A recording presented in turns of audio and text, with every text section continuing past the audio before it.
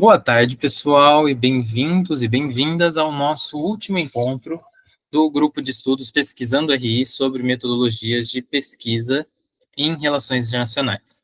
A ideia do nosso encontro aqui hoje é cada um apresentar um pouco das postagens, dos conteúdos produzidos para como trabalho final do grupo.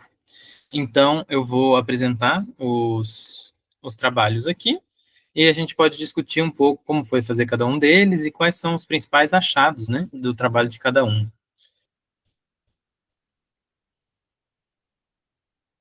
Bem, começando mostrando onde estão esses posts, né, a gente tem o Instagram do Serifacamp, que é a nossa instituição, onde os grupos estão alocados, os grupos de estudo, e futuramente ele deve ficar aqui junto com as outras newsletters do grupo, dentro do nosso Linktree, e atualmente eles estão postados na forma de posts, são os posts do Pesquisando RI, grupo de estudos.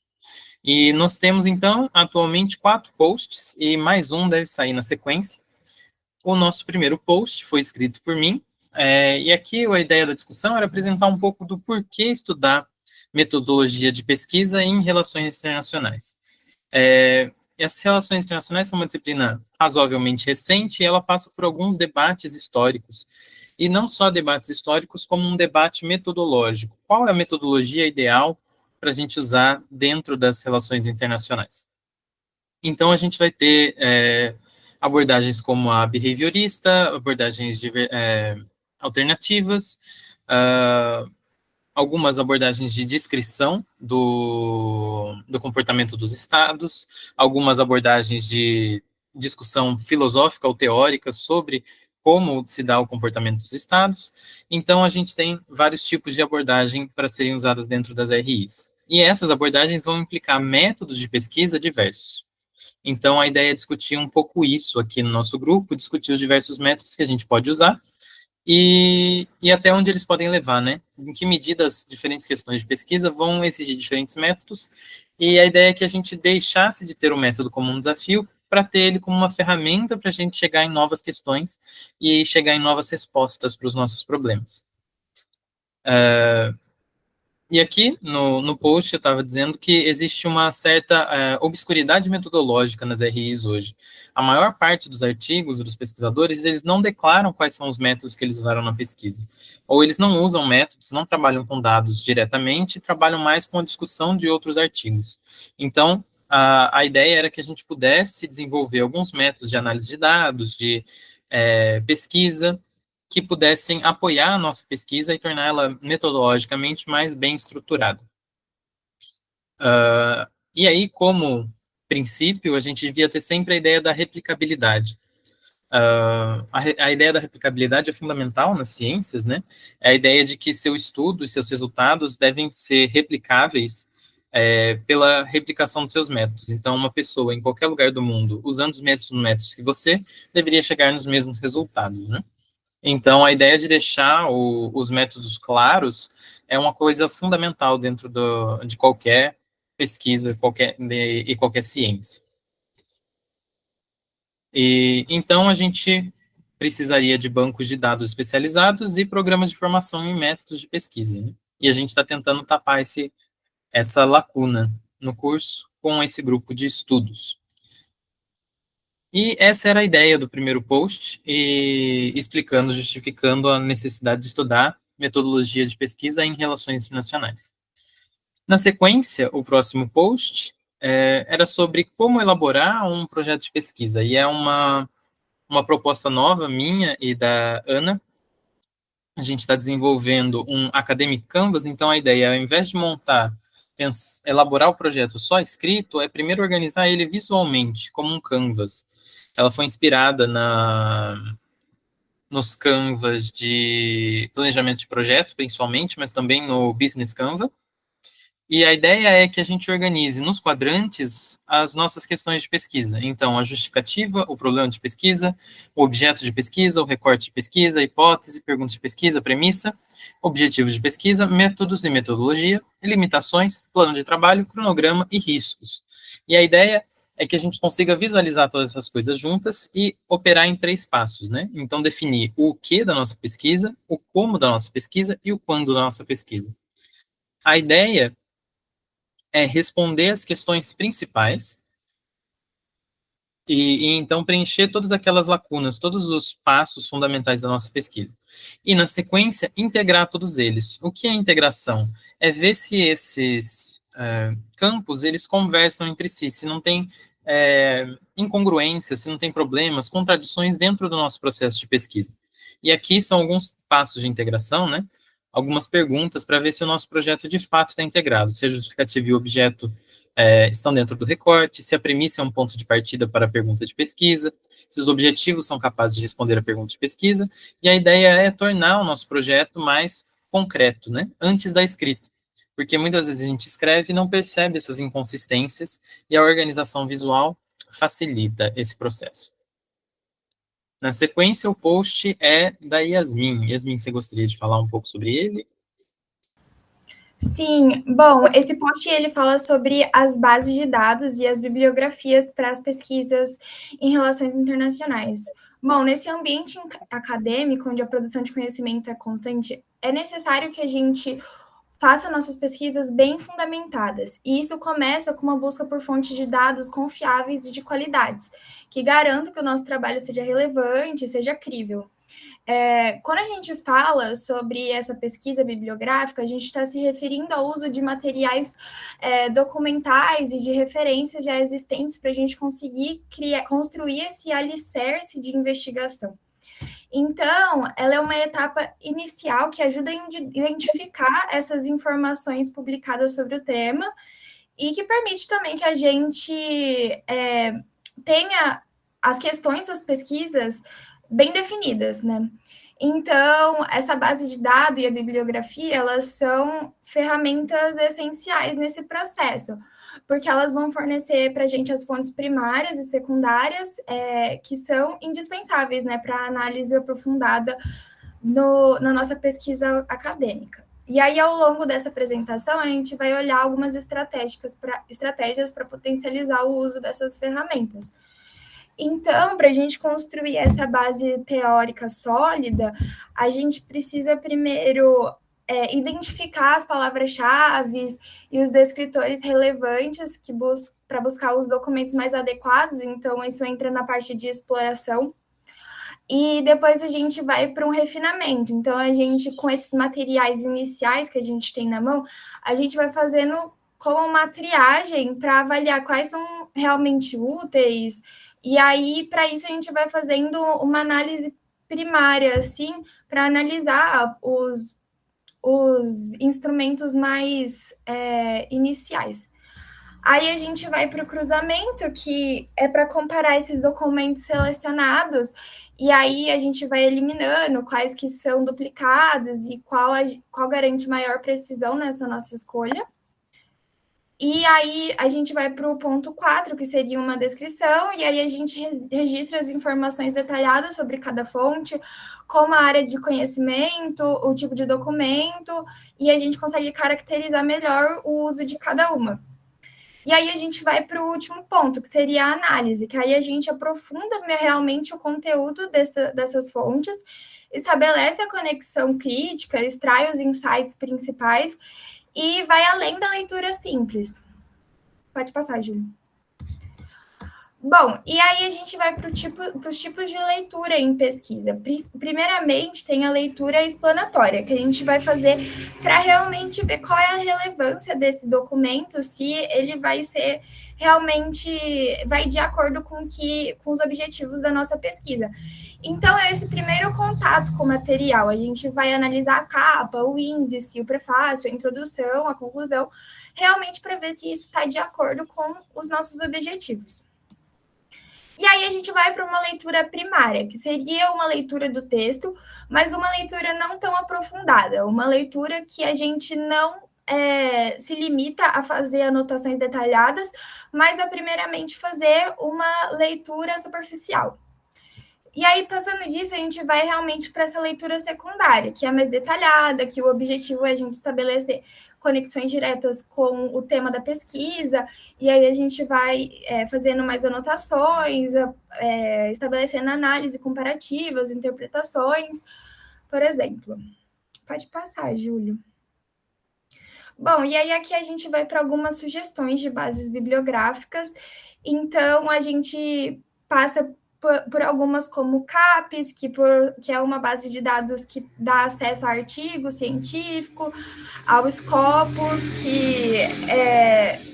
Nossa, acho que fez barulho, né? Deixa eu começar de novo.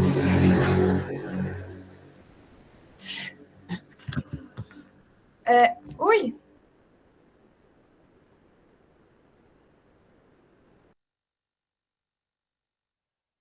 E eu acho que a Yasmin caiu da reunião.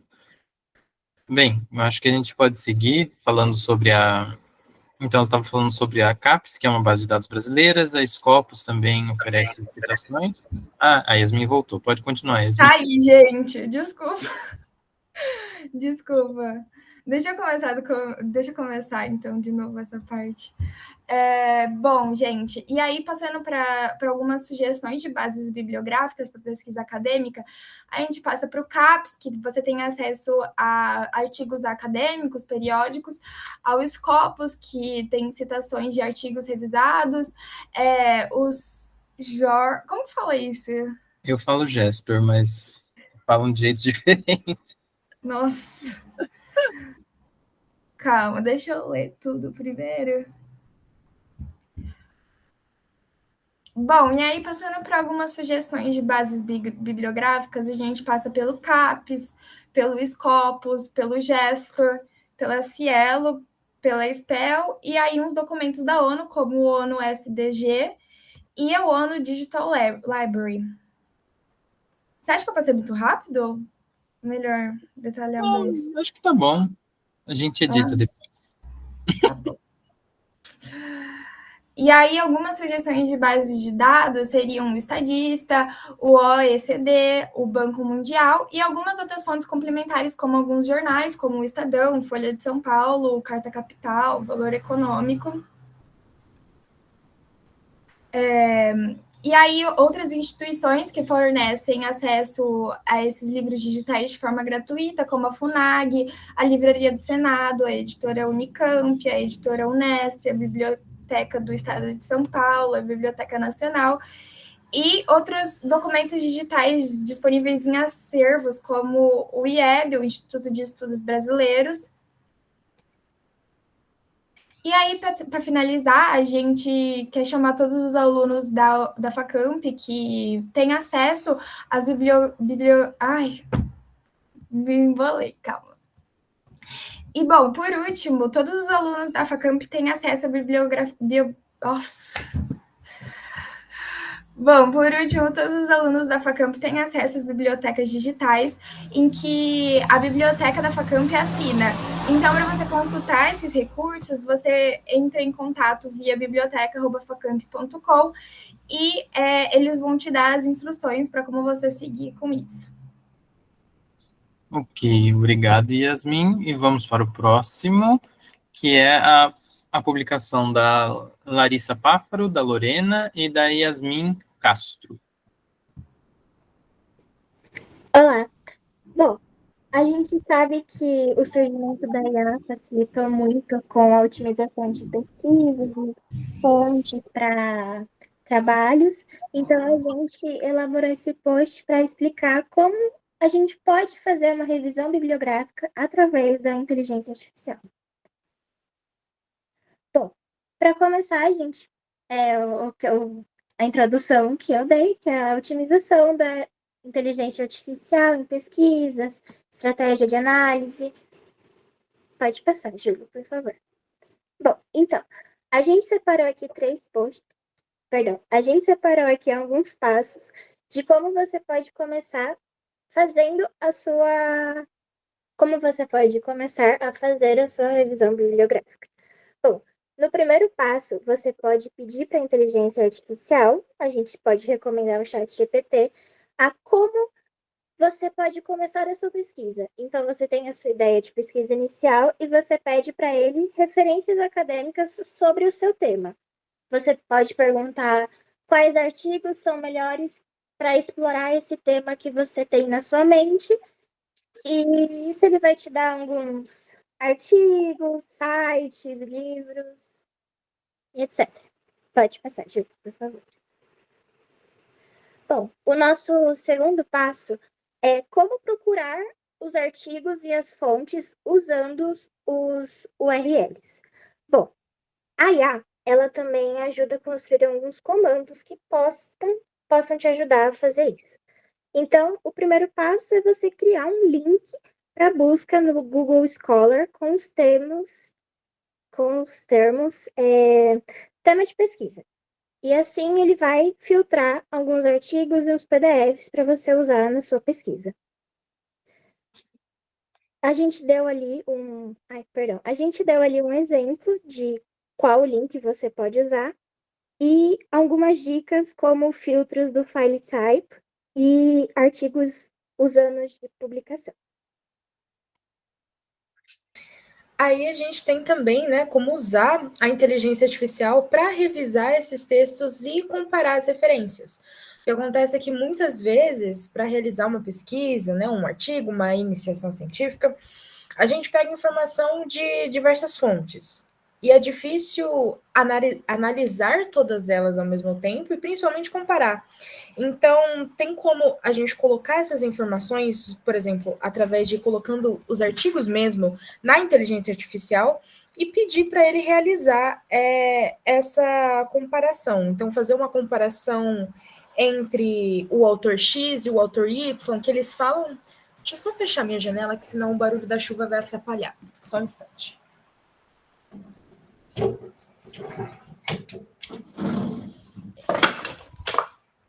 Desculpa. Voltando.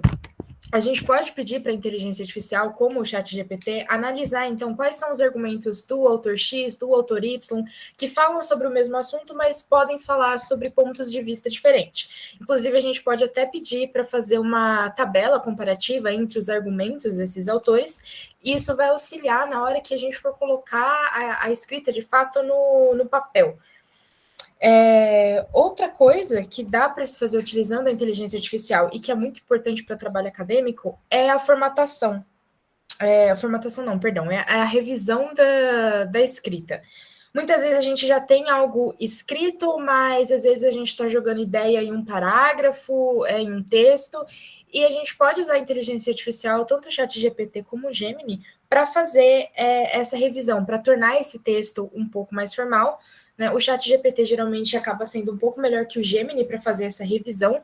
Muitas vezes trocar sinônimos de palavras, deixar o tema mais coeso, o texto mais coeso, um pouco mais fluido, a gente também pode usar. E o passo 4, que é a revisão e a formatação de fato. Né? Através dessas informações, dessas bibliografias, a gente também consegue pedir para a inteligência artificial fazer a formatação das bibliografias. Né? Acaba sendo um problema para muitas pessoas fazer certinho essa formatação, e a inteligência artificial consegue ajudar a gente com isso. Então, inclusive, a gente pode escolher em que norma vai formatar, né? Se é a BNT, Chicago, ou tem outros padrões acadêmicos, aí vai depender do que você está fazendo. Mas os comandos, você coloca as listas, você coloca os nomes do nome do autor, o veículo de publicação, né, se é uma matéria, um vídeo, título, e pede para ele formatar, né, a lista de referências no estilo ABNT. E aí ele já vai formatar certinho e, inclusive, muitas vezes, se você pedir, ele já formata em ordem alfabética. É claro que tomem cuidado com isso, é sempre muito importante revisar a bibliografia no final, porque ele pode acabar esquecendo de colocar alguma informação ou colocar alguma informação errada, que você vai saber somente se você conferir no final. Então, em linhas gerais, é isso. Dá para usar muito bem a inteligência artificial para estruturar o seu trabalho acadêmico, tanto desde achar as bibliografias, a estruturar melhor o texto e fazer as referências finais.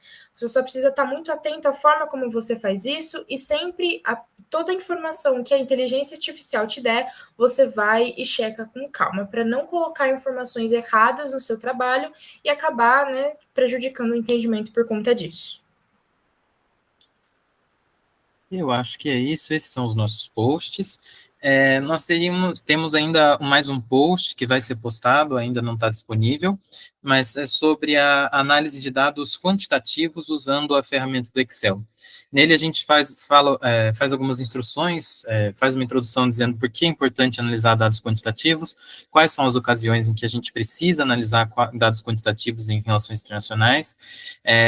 A análise quantitativa ela tem uma relação muito forte, principalmente com áreas como segurança e defesa ou dados de desenvolvimento regional, por exemplo, em que a gente analisa vários índices ou quantidades de dados, tabelas de dados.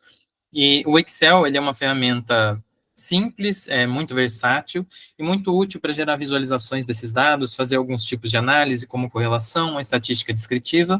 E esse post tem o objetivo de introduzir esse tipo de técnica para a gente das relações internacionais, que geralmente fica um pouco distante disso. E esse é o post que a gente vai lançar ainda essa semana, deve lançar pelo dia 13, com as nossas, já com a nossa conclusão do grupo de estudos. E esse foi o nosso grupo de estudos desse semestre. A ideia foi apresentar esses tipos de ferramentas, como elas podem ser utilizadas, e para permitir que a gente faça nossas pesquisas de forma um pouco mais autônomas, sem barreiras metodológicas tão grandes. Eu acho que é isso, muito obrigado, e até o nosso próximo grupo de estudos do série. Acompanhem o nosso Instagram para ver as próximas postagens e as postagens de outros grupos de estudo que também devem lançar suas newsletters agora no final do semestre. Os grupos de automobilismo, Harmony with Nature e pesquisa feminista. Muito obrigado e até a próxima.